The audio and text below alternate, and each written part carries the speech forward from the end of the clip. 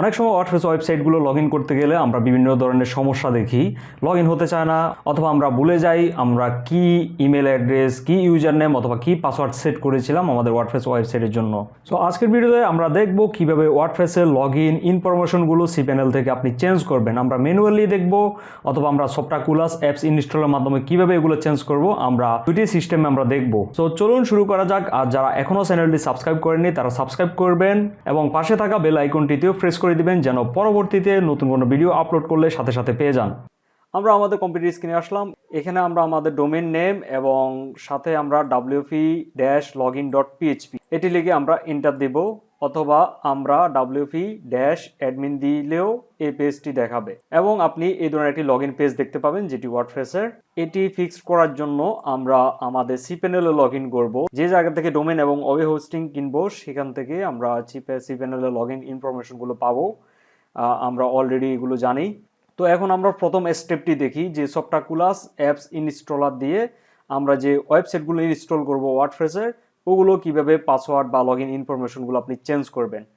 তো এখানে আপনি cPanel আসার পর আপনি সার্চ বারে আপনি লিখবেন সফটাকুলাস অ্যাপস ইনস্টলার।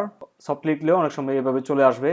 তো এক cPanel এক এক রকমের ডিজাইন হতে পারে। আমার এই cPanel থিমটি এরকম, এই জন্য এভাবে দেখতে পাচ্ছি। আপনি হয়তো অন্যভাবে দেখতে পারেন। আবার অনেক সময় ডোমেইন হোস্টিং প্রোভাইডারের যে ক্লায়েন্ট যে ড্যাশবোর্ডটি থাকে ওখানেও আপনার সফটাকুলাসের অপশন থাকে বা ওয়ার্ডপ্রেসের অপশনগুলো থাকে। তো আমরা সফটাকুলাস অ্যাপস ইনস্টলার আমরা এখানে ক্লিক করব। এইখানে আসার পর আমরা অনেক ধরনের অপশন দেখতে পাবো। অনেকভাবে আমরা এগুলো চেঞ্জ করতে পারি। আমরা ইনস্টলেশনে আমরা এক্সিস্টিং যে আমাদের ওয়ার্ডপ্রেস ওয়েবসাইট অথবা অন্য সিএমএসগুলো আমরা ইনস্টল করব, ওগুলো আমরা এখানে দেখব। এখানে ক্লিক করলে, অথবা আমরা ওয়ার্ডপ্রেস ম্যানেজারও ক্লিক করলে আমরা অপশন দেখব। তো আমরা ওয়ার্ডপ্রেস ম্যানেজারে প্রথমে যাই, তারপর আমরা ইনস্টলেশন এখানে আসব। এখানেও কিছু কাজ রয়েছে। তো এখানে আসার পর আমরা আমাদের ডোমেইন নেম দেখব, যে ডোমেইনে আমরা আমাদের ওয়ার্ডপ্রেস সাইটগুলো ইনস্টল করেছি। এখানে সবগুলো ডোমেইন আপনি লিস্টে দেখতে পাবেন, ডোমেইন সাবডোমেইন যেটি। দেন আমরা এখানে দেখুন লগ ইন নামের একটি বাটন দেখতে পাচ্ছি। এখানে ক্লিক করলেই আমাদের এখানে যেই পাসওয়ার্ড আমরা যদি ভুলেও যাই অথবা যে কেউ যদি পাসওয়ার্ডও চেঞ্জ করে ফেলে সমস্যা নেই, আপনি এখানে লগ ইনে ক্লিক করলে অ্যাডমিন হিসেবেই লগ ইন হবে। তো তারপর এখানে পাশে আরও একটি অপশন রয়েছে ম্যানেজ ইউজার্স। এখান থেকে আমরা যদি দেখি, এখান থেকে আমরা পাসওয়ার্ড চেঞ্জ করতে পারবো। এখানে ইউজার নেম সিলেক্ট করব। তো এখানে আপনি আপনার ওয়ার্ডপ্রেস ওয়েবসাইটের যতগুলো ইউজার সবগুলো ইউজার আপনি এখানে দেখবেন। তো আপনি ওই ইউজারটি সিলেক্ট করবেন যেটির পাসওয়ার্ড আপনি চেঞ্জ করতে যাচ্ছেন। তারপর এখানে পাসওয়ার্ডটি দিয়ে দিবেন এবং এখানে যদি আমরা ক্লিক করি তাহলে অটোমেটিক্যালি পাসওয়ার্ড জেনারেট করতে পারবো এবং যেগুলো আমরা চাইলে এক জায়গায় সেভ করে রাখতে পারি, অথবা চাইলে আমরা এখানে নিজেদের মতো করে পাসওয়ার্ড সেট করতে পারি বা দিতে পারি। দেন আমরা সেভে ক্লিক করলে ওই ইউজারের পাসওয়ার্ডটি চেঞ্জ হয়ে যাবে। অথবা আমরা চাইলে অ্যাড ইউজার, নতুনভাবে আমরা ইউজার অ্যাড করতে পারি রোল ওয়াইজ। এখানে দেখুন অ্যাডমিনিস্ট্রেটর রয়েছে, যেটি হচ্ছে যে আমাদের অ্যাডমিন বা যেটি ওয়ার্ডপ্রেস ওয়েবসাইটের সব ধরনের পারমিশন পাবে। এবং এডিটর রয়েছে, অথর রয়েছে, কন্ট্রিবিউটর রয়েছে, সাবস্ক্রাইবার, এখানে কাস্টমার সহ অনেক ধরনের অপশন রয়েছে। আপনি কোন রোলের মাধ্যমে আপনি অ্যাড করতে চাচ্ছেন, কোন রোলে ইউজার, ওটি এখান থেকে সিলেক্ট করবেন এবং এখানে তার ইউজার নেম, ইমেল অ্যাড্রেস এবং পাসওয়ার্ড সব কিছু আপনি সেট করে অ্যাড করতে পারেন নতুন করে user.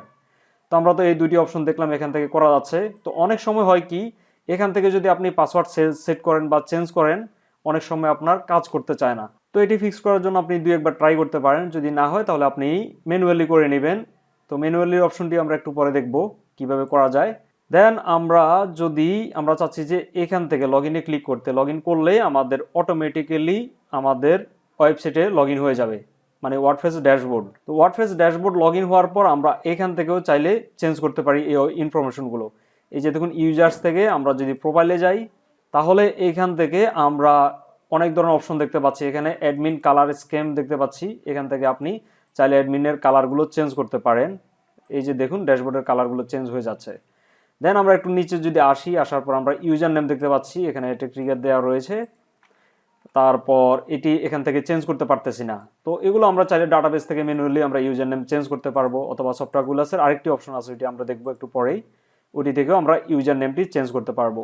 First name, last name, তারপরে এখানে আরও অনেক অপশন রয়েছে। ইমেল অ্যাড্রেস, এটি অবশ্যই আপনি চেঞ্জ করে দিবেন। এই যে ইমেল অ্যাড্রেস যেটি আপনার মনে থাকে বা লগ ইন করার সময় আপনি ইউজ করতে যাচ্ছেন, এটি এখানে আপনি দিয়ে দিবেন। আপনার ইমেল অ্যাড্রেস দেওয়ার পর আপনি এখানে নিচে আসবেন। নিচে আসার পর আপনি চাইলে পাসওয়ার্ডও এখান থেকে চেঞ্জ করতে পারেন। সেট নিউ পাসওয়ার্ড এখানে ক্লিক করলে অটোমেটিকলি পাসওয়ার্ড জেনারেট হবে এবং আপনি চাইলে নিজের মতো করে একটি পাসওয়ার্ড এখানে দিয়ে রাখতে পারেন। তো আমি চাচ্ছি যে ক্যান্সেল করতে, আমি চেঞ্জ করতে চাচ্ছি না। আপনার প্রয়োজন হলে এখান থেকেও আপনি পাসওয়ার্ড চেঞ্জ করতে পারবেন। তারপর আমরা যদি আরেকটু নিচে যাই, এখানে আমরা আমাদের অ্যাডমিন ইউজারের যাবতীয় ইনফরমেশন, অ্যাড্রেস সহ, সিটি সহ সবগুলো আমরা সেভ করতে পারবো। তো আমরা একদম নিচে গিয়ে সব শেষে আমরা সেভ দিব। সেভ দিলেই আমরা এইখানে যে ইমেলটি বসাবো ওই ইমেলে একটা মেল যাবে।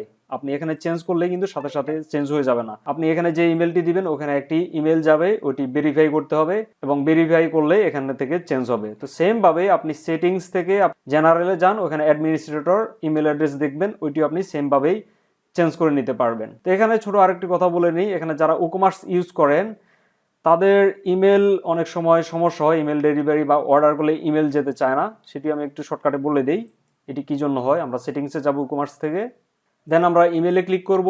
ইমেলে ক্লিক করার পর আমরা এখানে দেখতে পাচ্ছি নিউ অর্ডার। আমাদের ইউজাররা যদি নতুন অর্ডার করে ইকমার্স ওয়েবসাইটে, তাহলে কোন ইমেলে নতুন অর্ডার ইনফরমেশন রিসিভ করতে যাচ্ছেন অথবা ক্যান্সেল করলে আপনি কোন ইমেলে রিসিভ করতে যাচ্ছেন, এখানে ওই ইমেলগুলো এডিট করে দিবেন। তো এর জন্য আপনি সিম্পলি এখানে ম্যানেজে ক্লিক করলে এরকম একটি ফিল্ড দেখতে পাবেন। তো এখান থেকে আপনি আপনার ওই ইমেলটি চেঞ্জ করে দিবেন। দেন আপনি এখান থেকে সেভ চেঞ্জেসে ক্লিক করলে এখান থেকে এই ইমেলগুলো চেঞ্জ হয়ে যাবে। তো এখানে অবশ্যই আপনি আপনার ইমেল অ্যাড্রেসগুলো দিবেন এবং একটু নিচে আসলে এখান থেকে ফর্ম নেম দিবেন, যে ইমেল থেকে সেন্ড হবে আপনার ইউজারদের কাছে। তো এখান থেকে আপনি আপনার সাইটের নেম দিবেন, তারপর ফর্ম অ্যাড্রেস, এখান থেকে আপনার ওই ইমেল অ্যাড্রেসটি দিবেন যে ইমেল অ্যাড্রেস থেকে আপনার ইউজারদের কাছে নতুন অর্ডার নোটিফিকেশন অথবা বিভিন্ন নোটিফিকেশন যাবে। তো ইমেল অ্যাড্রেসগুলো এখান থেকে চেঞ্জ করে নেবেন। এগুলো করলেই আপনার ইকমার্সের ইমেল রিসিভের সমস্যা হবে না বা ইমেল ফাংশন কাজ করবে। তো আমরা আবারও এখানে আসলাম। এখানে আসার পর আমরা আবারও এখানে সফটাকুলাস আমরা ক্লিক করব এবং আমরা এই ইনস্টলেশন এখানে আমরা ক্লিক করব। আমরা একটু আগে দেখিয়েছি এই অপশন থেকে আমরা কিভাবে চেঞ্জ করব। এখন আমরা এটি দেখি এখানে কি কি রয়েছে। তো এখানে আসার পর আমরা এই যে একটু ডিজাইনটি একটু ডিফারেন্ট দেখতে পাচ্ছি। এখানে চাইলে ক্লিক করলে আমাদের অ্যাডমিনের লগ ইন হয়ে যাবে অটোমেটিক্যালি। তারপর আমরা ভার্সন দেখতে পাবো এবং আমাদের ডোমেইন নাম এগুলো তো দেখতে পাচ্ছি। তারপর এখান থেকে সাইট ক্লোন করতে পারি, তারপর ব্যাকআপ নিতে পারি সাইটের। তারপর আমরা এটি এডিট করতে পারি ডিটেলস। আমরা এখানে এডিটের মধ্যে ক্লিক করি, তাহলে আরও ডিটেলসলি আমরা এডিট করতে পারবো। এখানে দেখুন আমরা ডিরেক্টরি দেখতে পাচ্ছি কোন জায়গায় আমাদের ওয়ার্ডপ্রেস ওয়েবসাইটটি রয়েছে, তারপর ইউআরএল দেখতে পাচ্ছি, তারপর ডাটাবেস নেম, তারপর আমরা দেখতে পাচ্ছি এখান থেকে ডাটাবেস ইউজার নেম, পাসওয়ার্ড এগুলো দেখতে পাচ্ছি। তারপর লোকাল হোস্ট রয়েছে, ডাটাবেস হোস্ট, এগুলো নর্মালি আমরা যে কোনো পিএইচপি স্ক্রিপ্ট ইনস্টল করতেও আমরা দেখি, ম্যানুয়ালি যখন আমরা ইনস্টল করি তখন এগুলো চাই। তারপর আমরা একটু যদি নিচে আসি, এখানে আরও কিছু অপশন দেখতে পাচ্ছি। আচ্ছা, আমাদের মেন অপশনটি হচ্ছে এটি অ্যাডমিন অ্যাকাউন্ট। তো এখানে আমরা আবারও আমাদের ইউজার নেম সেট করতে পারি, অ্যাডমিনের পাসওয়ার্ড সেট করতে পারি, তারপর sign in user name set করতে পারি। তো এখান থেকে ইউজার নেম অথবা আপনি ইমেল অ্যাড্রেস দিবেন। এই যে দেখুন user name or email address দিলে এখানে কাজ করবে। তারপর অ্যাডমিন পাসওয়ার্ড এবং আপনি এখানে আবারও ইউজার নেম দিবেন। তারপর এগুলো তো আমরা দেখেছি ওয়ার্ডপ্রেস ইনস্টল করার সময় এভাবে শো করে। সবশেষে আমরা এখান থেকে দেখুন সেভ ইনস্টলেশন ডিটেলস, এখানে ক্লিক করলে আমরা আমাদের আগের পাসওয়ার্ডগুলো বা আগের ইনফরমেশনগুলো পেয়ে যাব। তো আমরা এখান থেকে জানতে পারলাম যে database name, database user name এগুলো আমাদের অনেক সময় দরকার হয়। তো জানার জন্য আমরা এখানে এসে আমরা দেখতে পারি যে আমাদের এই ওয়েবসাইটে ঠিক কোন ডাটাবেসটি রয়েছে। কারণ হচ্ছে যে আমরা অনেকগুলো ডাটাবেস নিয়ে কাজ করতে হয়, অনেক সময় মনে থাকে না বা খুঁজে পেতে সমস্যা হয়। তো আমরা আরও একটি ওয়ে দেখব, ওটি হচ্ছে ম্যানুয়াল সিস্টেম বা ম্যানুয়াল ওয়েতে কীভাবে আপনি এই অপশনগুলো চেঞ্জ করবেন। তো এর জন্য আমরা আবারও cPanel এই অপশনে যাব। তো অনেকেই সফটাকুলাস অ্যাপস ইনস্টল এটি ইউজ করে না, ম্যানুয়ালি ওয়ার্ডপ্রেস ইনস্টল করে। তো সেই জন্য আমি ম্যানুয়াল সিস্টেমটি দেখাচ্ছি এখন। তো এর জন্য আমরা ফাইল ম্যানেজারে যাব। প্রথমে ফাইল ম্যানেজারে ক্লিক করলাম, দেন আমরা আমাদের এখানে ডোমেন, সাবডোমেন সবগুলো ডিরেক্টরি দেখব। তো আপনি দেখবেন যে আপনার ডোমেন নেম কি বা সাবডোমেন নেম কি, ওখানে আপনি প্রবেশ করবেন। তো আমার যে ওয়েবসাইটটির পাসওয়ার্ড আমি চেঞ্জ করতে যাচ্ছি এটি রয়েছে আমার পাবলিক স্ট্রিমের ভিতরে। তো আমি এখানে প্রবেশ করলাম এবং এখানে দেখুন PhpMyAdmin কন্টেন্ট এই ধরনের কিছু ফোল্ডার দেখতে পাচ্ছি। তার মানে এগুলো হচ্ছে যে ওয়ার্ডপ্রেসের ফাইল। তো আমরা যদি একটু নিচে আসি, এখানে আমরা wp-config.php নামের একটি ফাইল দেখতে পাবো। তো এটি আমাদের এডিট করতে হবে, কারণ হচ্ছে যে এখান থেকে আমাদের কিছু ইনফরমেশন নিতে হবে। তো আমরা এডিটে ক্লিক করলাম, আবার এডিটে ক্লিক করলাম এখান থেকে, এবং এখান থেকেও আমরা এই যে দেখুন ডিফাইন ডিবি ইউজার, ডাটাবেসের ইউজার নেম জানতে পাচ্ছি। তারপর ডাটাবেস নেম, তারপর পাসওয়ার্ড। তো এগুলো আমাদের একটু পরে আবারও দরকার হবে আমরা যখন ওই ইনফরমেশনগুলো এডিট করতে যাব। তো আমরা আবারও cPanel-এর এই হোম পেজে আসলাম এবং এটি আমরা একটি ট্যাবে ওপেন করে রাখতেছি। অন্য ট্যাব থেকে আমরা PhpMyAdmin নামের একটি অপশন পাবো ডাটাবেস সেকশন থেকে। তো PhpMyAdmin এখানে আমরা যাই। সো এখানে আসার পর আপনার সার্ভারে যত ডাটাবেস রয়েছে সবগুলো ডাটাবেস আপনি এখানে দেখতে পাবেন। তো আপনার এই ওয়েবসাইটের জন্য কোন ডাটাবেসটি আপনার রয়েছে আপনি কিভাবে বুঝবেন? এটি যেহেতু আমরা এডিট করেছিলাম, এখানে দেখুন আমাদের ডিফাইন ডিবি নেম রয়েছে। তো আমরা দেখতে পাচ্ছি লাস্টে WP37। তো এটি হচ্ছে যে আমাদের সেই ওয়েবসাইটের ডাটাবেস নেম। তো আমরা এখান থেকে খুঁজে নিব যে ওটি কোথায় রয়েছে। এই যে দেখুন WP37। তো এটি আমাদের সেই ডাটাবেস নেম। তো আমরা এখানে ক্লিক করব। তো আমরা এখান থেকে দেখতে পাচ্ছি অনেকগুলো টেবিল শো করছে, ওয়ার্ডপ্রেস ডাটাবেস টেবিল। তো এখানে আমরা ইউজার্স নামের একটি টেবিল পাবো। এই যে দেখুন ইউজার্স, এবং এই যে সামনের এই অংশটি এটি হচ্ছে যে টেবিল প্রিফিক্স, বা আমরা ওয়েবসাইট ইনস্টল করার সময় অনেক সময় আমাদের ডাটাবেস টেবিল প্রিফিক্স আমরা সেট করতে হয়। তো এটি অনেক সময় অটোমেটিক্যালি আসে সফটওয়্যারগুলোতে যদি আপনি ইনস্টল করেন, বা অনেক সময় আমরা যদি ম্যানুয়ালি ইনস্টল করতে চাই ওয়ার্ডপ্রেস, তাহলে টেবিল প্রিফিক্স আমরা দিতে হয়। তো এই প্রিফিক্সটি এক এক ওয়েবসাইটে এক এক রকম হতে পারে, এক এক ডাটাবেসে এক এক রকম হতে পারে। আমরা খেয়াল করব এটি, এই যে এই যে লাস্টে অপশন কোন জায়গায় রয়েছে, ইউজার কোন জায়গায় রয়েছে, এগুলো। তো অপশন থেকে আমরা সাইট নেম, সাইট ইউআরএল এগুলো তো আমরা চেঞ্জ করতে পারবো। আমরা ইউজার্সে ক্লিক করি। ইউজার্সে ক্লিক করার পর আমরা এই যে দেখুন ইউজার পাসওয়ার্ড, তারপর এখানে একটি ইউজার দেখতে পাচ্ছি। তো আপনার ওয়েবসাইটে যত ইউজার রয়েছে সবগুলো ইউজারের লিস্ট আপনি এখানে দেখতে পাবেন। তো এখান থেকে আমি চাচ্ছি যে এর পাসওয়ার্ড চেঞ্জ করতে বা ইনফরমেশন চেঞ্জ করতে, আমরা এডিটে ক্লিক করব। এডিটে ক্লিক করার পর আমরা এই যে দেখুন ইউজার লগ ইন। তো এখান থেকে ইউজার লগ ইনটা আমরা এখান থেকে চেঞ্জ করে দিতে পারি, যেটি আমাদের ইউজার নেম হিসেবে কাজ করে।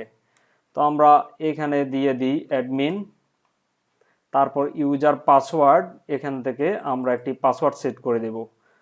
তো এখানে আমরা পাসওয়ার্ডটি একটু অন্যরকমভাবে দেখতে পাচ্ছি, এটি হচ্ছে যে আপনার MD5-এ ইনকোড করা। তো আমরা আমাদের একটি পাসওয়ার্ড দিয়ে দিই, আমি হাবিজাবি একটা দিলাম। আমি এটি একটু কপি করে রাখি, আপনাদের একটু পরে দেখাবো। তারপর আমি এখানে MD5 সিলেক্ট করলাম।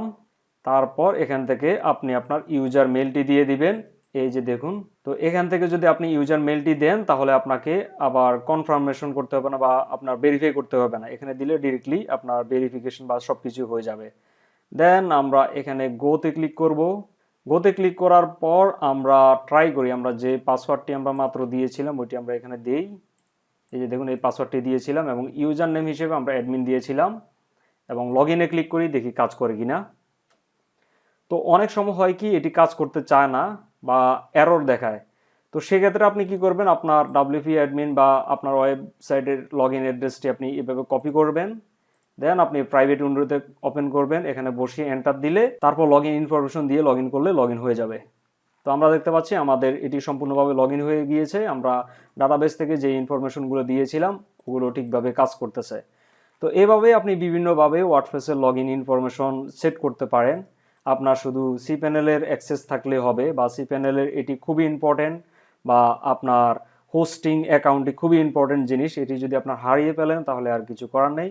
তো এর জন্য আপনি আপনার হোস্টিং প্রোভাইডারের সাথে যোগাযোগ করতে পারেন যদি কোনো কারণে cPanel যদি আপনার পাসওয়ার্ড ভুলে যান বা সমস্যা হয়। সো আশা করি ভিডিওটি ভালো লেগেছে। যদি ভালো লাগে তাহলে প্লিজ লাইক করুন, কমেন্ট করুন এবং বন্ধুদের সাথে শেয়ার করে দিন।